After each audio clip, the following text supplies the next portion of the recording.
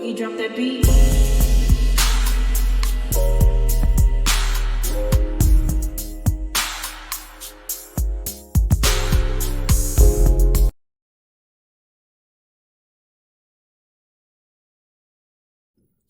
Hi everyone, welcome to my channel, Talking Out Loud with Miss Talkative. Everything I say is my own opinion, alleged, and strictly entertainment purposes. Remember, I'm just talking out loud. Please like, share, subscribe. Comment on the video, let me know what you think. Y'all, the Scotts, they were really doing the most at this year's reunion. It seems as though somebody helped Tisha practice her reads, even though, some of them landed flat and some of them were thrown out way too early. It's like she was trying to hurry up and get them out before she could forget them or before somebody could come for her. So she was trying to just come for the juggler. She came out swinging like she was going to knock everybody out in round one. So everybody can shut up and leave her alone. But it's like they were really doing the most, and you can tell by this reunion that Carlos is and always will be the Scott's protector, because everybody got challenged on the reunion. Melody got challenged with being asked about her kids being around Yuck Mouth, about her not being pleased with Martell. Her and Martell went back and forth. Even Martell got challenged when Melody threw out, and Melody stated that him and Sheree were, when she revealed that him and Sheree was in a business deal. The Fletchers, they got called out on some stuff that should have never been brought up about their infidelity, because it was way before they even considered being on the show. So I feel as though Carlos should have left well enough alone. And if it happened to work itself up to being on the show because they felt comfortable speaking about it, I feel as though that was a choice that they should have been able to make.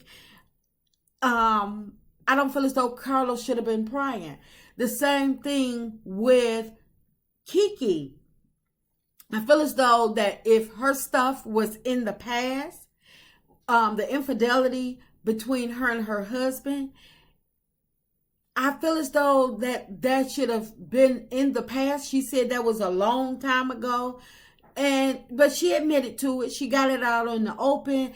But the mere fact that the Scotts were able to come for everybody else, and they were allowed to do the most, and they weren't shut down, they weren't stopped, they weren't challenged with anything. When it came about of the plagiarism, it was like Carlos, he didn't even make Tisha be held try to make her be held accountable. He just basically grazed over it. He said what he would have done in that situation, but he sided with Tisha, saying that it's not her fault. And he don't blame her. But not one time did he say, well, do you feel as though you owe Stormy an apology? Do you, what are you going to do next time? And, or he didn't say, well, how do you two move on from here? Anything. It was like Carlos was really showing up for the Scotts.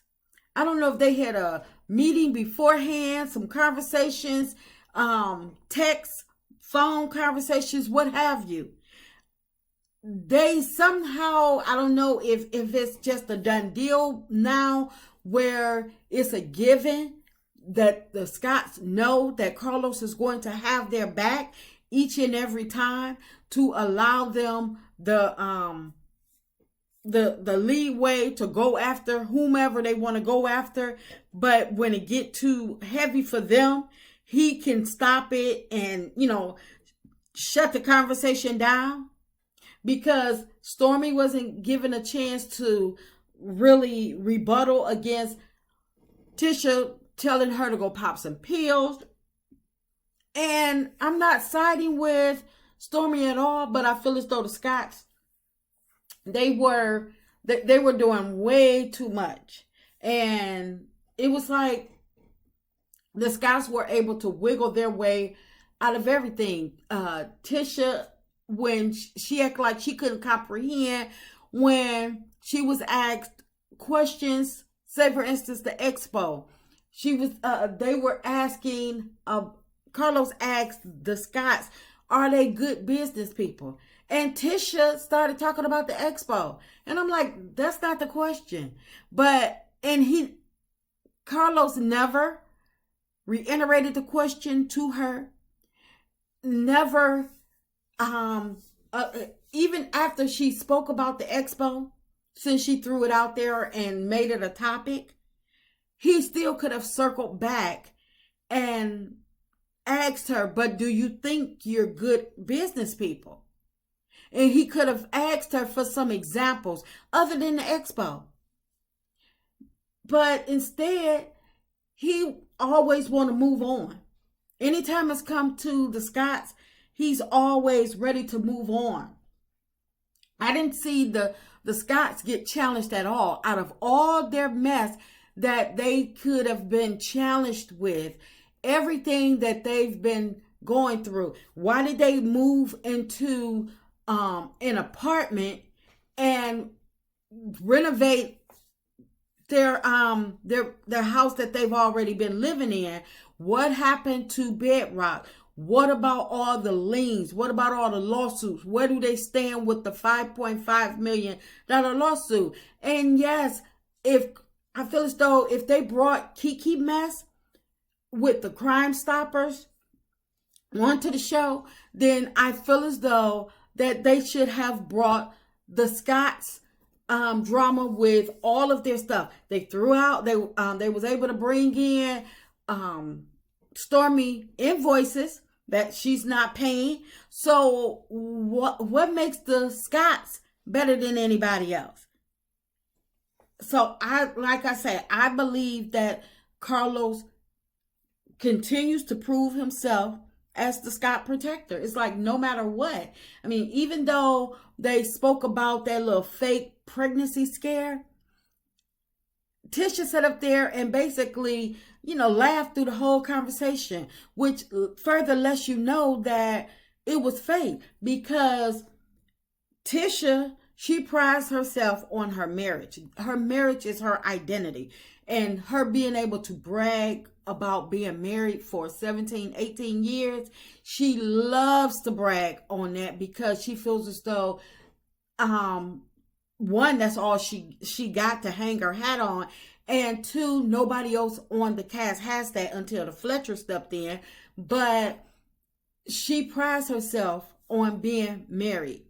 And the mere sight of Marcel saying that he would leave her if she was pregnant, and that didn't upset her.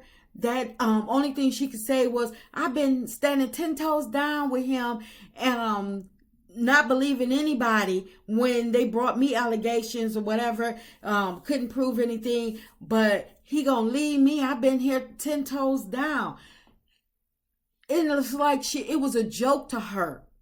So that let me know that, yeah, the Scotts were putting on. Tisha that was a whole fake thing. I mean, well, we all thought it was fake when they did it, when they threw it out there. We knew it was regurgitated from one of Melody's scenes.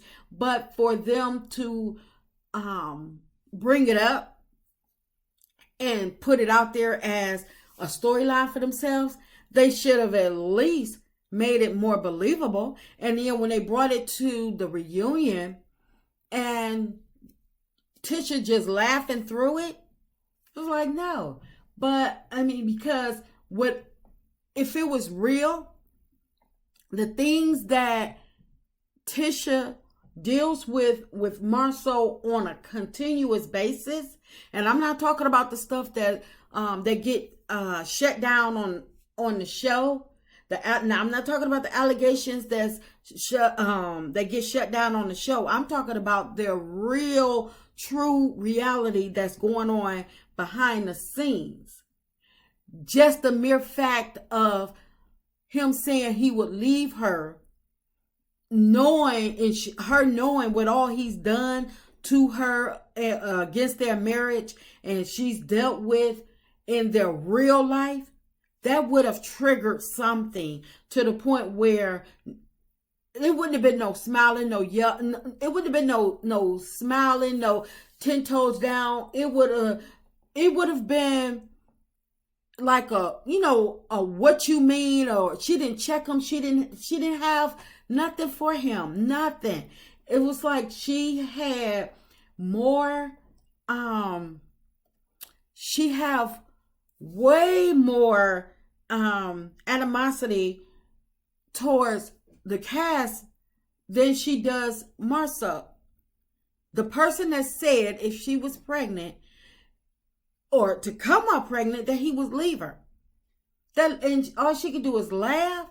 No, that lets you know that stuff was fake. But anyway, I didn't see anything that the Scotts were asked about, or that came out about the Scotts, that was discussed about the Scotts on the reunion. I didn't see it worthy enough, or either they didn't go into detail enough. They were not held accountable, which lets me know that Carlos continues to be the Scott protector. And that's just my opinion. I'm just talking out loud. Please like, share, subscribe, comment on the video. Let me know what you think.